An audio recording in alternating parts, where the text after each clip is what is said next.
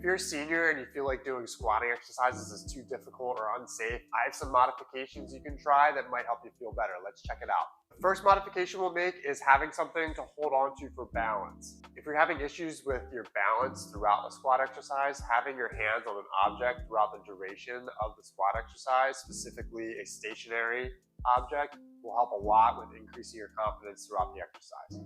Also, when you're performing the squat exercise, make sure you're wearing shoes or you have grippy socks. I'll put a link in the description below. That will really help you increase your confidence and make sure your feet aren't slipping out from underneath you. So as you can see, we're in the kitchen here. Our countertop is an excellent object for you to hold on to with your hands. You can place your hands on the counter, keep your feet a little wider than hip width apart, and then you can slowly squat down into a quarter squat and stand back up, seeing how my hands are on the counter throughout the duration of the exercise.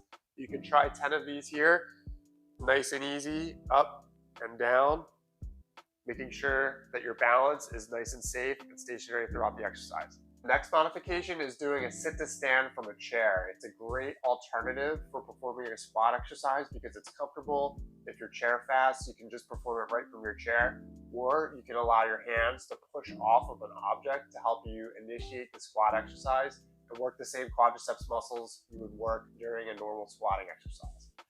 So to perform a sit to stand from a chair, you'll first place your feet a little wider than hip width apart.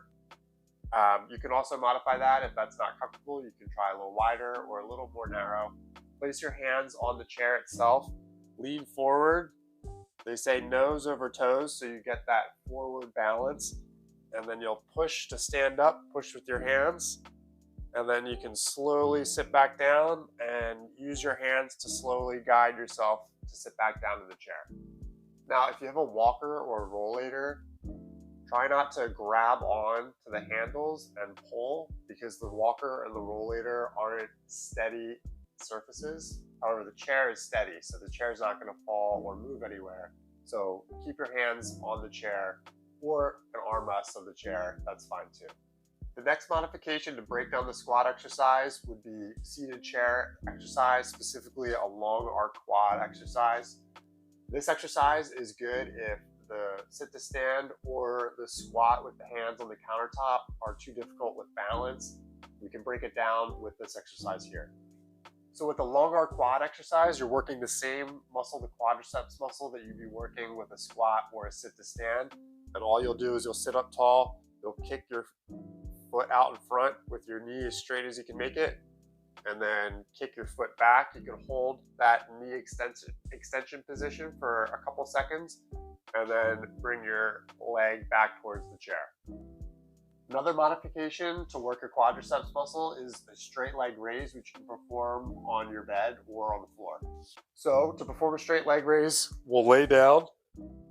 We'll keep this knee bent, this leg straight. We're gonna work out this side.